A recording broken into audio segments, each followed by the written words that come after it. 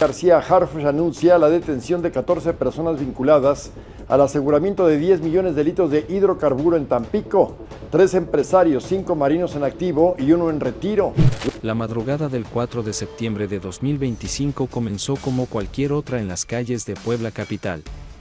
Las patrullas recorrían avenidas semivacías, los helicópteros de vigilancia de la Marina se mantenían en puntos estratégicos y todo parecía dentro de la rutina. Nadie imaginaba que esa noche se convertiría en escenario de una de las capturas más importantes del año. A las 2:47 de la mañana, un Audi A7 gris con placas de Veracruz fue detectado moviéndose lentamente por la colonia Barrios de Arboledas. Los analistas en la sala de inteligencia reconocieron de inmediato el patrón, era una operación de distribución nocturna. Ese mismo vehículo ya había sido reportado en distintos puntos de la ciudad, siempre a la misma hora, siempre con la misma discreción calculada. Lo que parecía una patrulla más de rutina estaba a punto de transformarse en una persecución de película. El hombre al volante no era cualquiera. Se trataba de Julio César, conocido en el mundo criminal como el Señor Gay, el brotero, simplemente el Padrino. Durante años, había logrado mantenerse en las sombras, dirigiendo a Los Toscano, una organización que controlaba el narcomenudeo en colonias estratégicas del centro y sur de Puebla. Su estructura era precisa, celular, diseñada para resistir golpes policiales. Sus tentáculos alcanzaban hasta el interior de los penales, donde había orquestado disturbios y asesinatos para mantener su reputación intacta. A esa hora de la madrugada, él mismo estaba al volante, confiado en que su plan de escape le daría ventaja como tantas veces en el pasado. Pero esta vez, las autoridades ya lo estaban esperando. El comandante a cargo del operativo ordenó el despliegue en silencio. 3 unidades de la Secretaría de Seguridad Pública bloquearon las posibles rutas de escape, mientras elementos de la Marina cerraban las salidas principales de la zona. Cuando el Audi intentó cambiar de ritmo, las luces rojas y azules estallaron desde 4 direcciones, iluminando la madrugada poblana como si fueran fuegos artificiales mortales. En lugar de detenerse, Julio César pisó el acelerador a fondo. El motor rugió, las llantas patinaron contra el asfalto húmedo y la persecución comenzó. Detrás de él, las sirenas reventaban el silencio de la ciudad, despertando a colonias enteras. El Audi zigzagueaba a 140 km/h en el periférico ecológico, esquivando semáforos, curvas y los pocos autos que circulaban a esa hora. Desde el aire, helicópteros de la Marina lo seguían con reflectores, iluminando la ruta y transmitiendo posiciones a las unidades terrestres. Julio César conocía Puebla como la palma de su mano. Había memorizado cada callejón, cada salida, cada punto ciego. Había planeado esa huida durante meses, estableciendo rutas alternativas y vehículos de respaldo. Pero lo que no sabía era que las autoridades llevaban semanas estudiando cada uno de sus movimientos. Por primera vez, su mapa mental de escape se volvía inútil. En la avenida Juárez, tomó una decisión desesperada. Abandonó el Audi en marcha, saltando del vehículo cuando éste aún avanzaba a más de 60 km/h. Su cuerpo rodó violentamente sobre el pavimento, dejando un rastro de sangre en el asfalto. Herido, con los brazos y el rostro destrozados, se levantó tambaleante y corrió hacia un callejón estrecho. Allí lo esperaba una motocicleta Yamaha, preparada como plan de escape. La adrenalina lo mantenía en pie, pero apenas colocó las manos en el manubrio, 3 elementos de élite de la Marina emergieron de las sombras. El enfrentamiento duró apenas 47 segundos. Julio César intentó extraer una pistola de su chamarra, pero el primer marino lo derribó con un golpe certero. Los otros 2 lo inmovilizaron mientras él lanzaba amenazas y promesas de venganza, ahogadas por el rugido de los helicópteros que aún sobrevolaban la zona.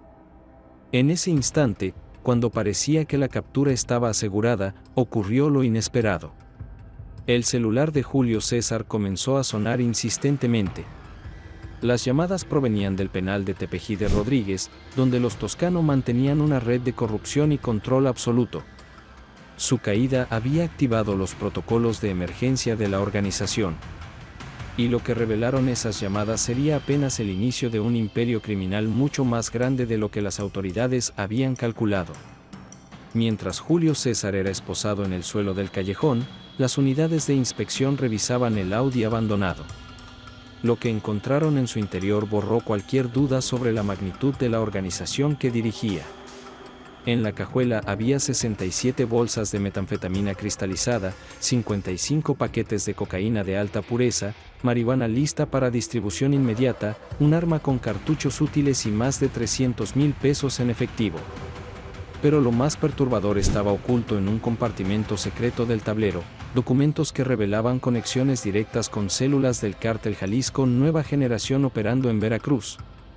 Las carpetas incluían rutas de distribución, códigos de comunicación y, lo más alarmante, listas completas de funcionarios en nómina de la organización.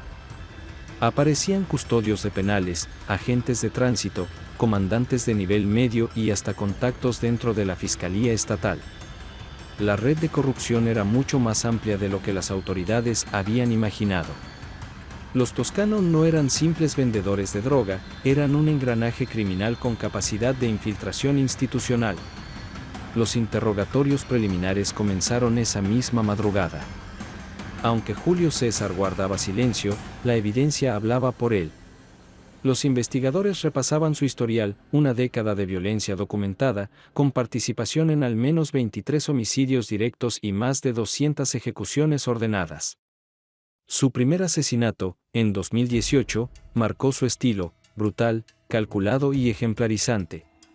Desde entonces, había sembrado terror en cada barrio donde ponía pie. Pero lo que más estremeció a las autoridades fueron los hallazgos sobre su método de reclutamiento. Los Toscano habían desarrollado un sistema que utilizaba a estudiantes como distribuidores involuntarios. Primero les regalaban dosis para engancharlos, y luego los obligaban a vender para pagar sus deudas. El resultado fue la captación de cientos de jóvenes que se convirtieron en peones de la organización. Entre los casos más perturbadores estaba el de María Elena, una menor de 14 años forzada a transportar drogas en su mochila escolar. Cuando intentó escapar, su hermana fue secuestrada y amenazada con ser vendida a redes de trata. La investigación destapó un horror aún mayor. La banda estaba detrás de la desaparición de más de 20 jóvenes en Puebla entre 2022 y 2024, todas mujeres de entre 16 y 25 años. Eran captadas con promesas de trabajo o estudios, drogadas y luego trasladadas a casas de seguridad. De ahí, muchas terminaban vendidas a redes de prostitución en la Ciudad de México, Cancún y la frontera norte. Algunas eran incluso traficadas hacia Centroamérica y Estados Unidos. Los documentos revelaban que la trata había llegado a representar hasta un tercio de las ganancias totales de los Toscano. Entre los casos más dolorosos estaba el de Alejandra Martínez, estudiante de enfermería de 19 años. Había sido reclutada con la promesa de un trabajo como modelo. Pasó 8 meses en cautiverio, obligada a prostituirse hasta 12 veces al día. Cuando intentó escapar, fue torturada con hierros calientes, desfigurada para servir de advertencia a las demás. Su historia quedó como un símbolo del infierno que esta organización había tejido en silencio. La información incautada también vinculaba a los Toscano con disturbios dentro del penal de Tepeji Rodríguez. Mensajes recuperados en celulares mostraban órdenes directas para eliminar a rivales dentro de las prisiones. El asesinato de Jorge Leonardo Villegas Paquini, un interno que desafió su control, había sido presentado oficialmente como un paro cardíaco. Pero la autopsia secreta reveló lo contrario: 23 heridas de arma blanca en tórax y abdomen, facilitadas por custodios sobornados. Los pagos eran sistemáticos. Custodios recibían entre 15,000 y 40,000 pesos al mes por facilitar el ingreso de drogas, permitir asesinatos y encubrir pruebas. Los dispositivos electrónicos decomisados confirmaron que los Toscano estaban detrás de al menos 15 secuestros en los últimos 3 años. Empresarios, familiares de funcionarios y comerciantes que se habían negado a pagar extorsiones. Los rescates cobrados variaban entre $500,000 y $3 millones de pesos. Los métodos de tortura recuperados en videos eran sistemáticos y crueles: descargas eléctricas, quemaduras con ácido, mutilaciones menores y amenazas contra familiares. Todo diseñado para quebrar a las víctimas rápidamente. Este nivel de planificación y violencia demostraba que los Toscano habían evolucionado de una simple banda de narcomenudeo a una maquinaria de terror con ramificaciones en múltiples actividades criminales. Y lo que venía después solo confirmaría que su imperio criminal era mucho más grande de lo que cualquiera sospechaba. El verdadero alcance del imperio toscano se reveló cuando los investigadores accedieron a sus sistemas de comunicación encriptada. La organización no solo dominaba el narcomenudeo local, había tejido alianzas con al menos 12 grupos criminales distintos en el centro del país.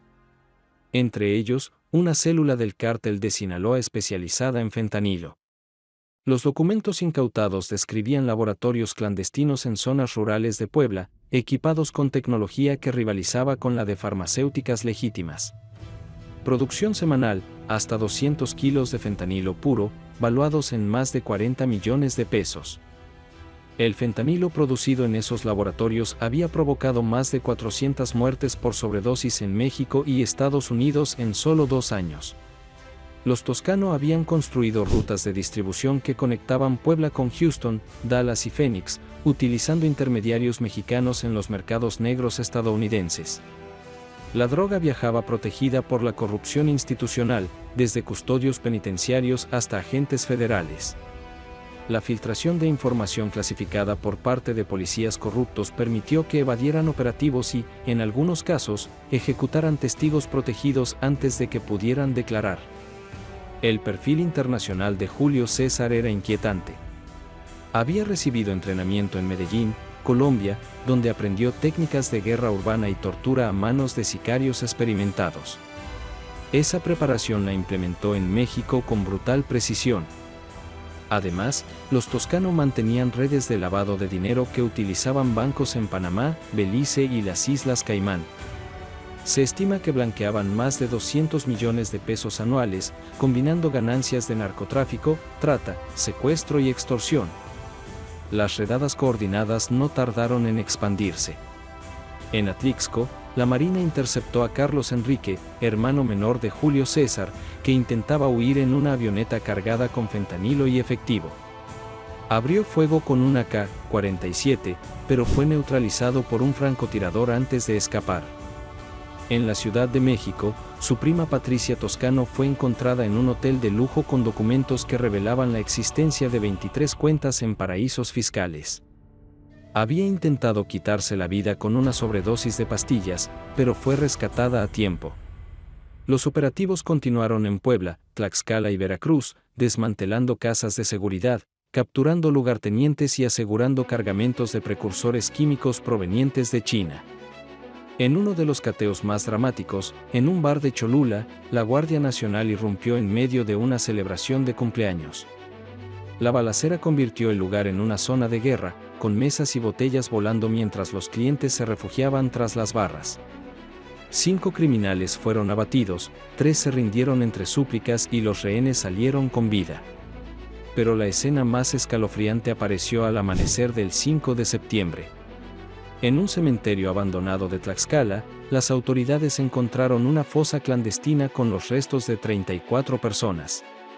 Entre ellas, el periodista Roberto Flores, desaparecido en 2023, con signos de tortura y su cámara enterrada junto a él. Las imágenes rescatadas en la memoria mostraban reuniones y movimientos internos de los Toscano que hoy sirven como prueba irrefutable de su poderío criminal. La caída de Julio César y su familia parecía el fin de una era. Sin embargo, lo que dejó al descubierto fue aún más perturbador: un modelo criminal replicado en otras regiones, basado en corrupción institucional, reclutamiento forzado y capacidad tecnológica para rivalizar con el propio Estado. Y la pregunta que queda en el aire es inevitable: ¿cuántos grupos como los Toscano siguen operando en México sin que lo sepamos? ¿Cuántos funcionarios están dispuestos a vender la seguridad del país al mejor postor? ¿Y cuánto tiempo más podrá resistir el Estado una guerra en la que los enemigos parecen conocer sus secretos mejor que él mismo? Si esta historia te impactó, suscríbete ahora para no perderte las próximas investigaciones que destaparán casos aún más oscuros. Porque lo de los Toscano, créelo, fue solo la punta del iceberg.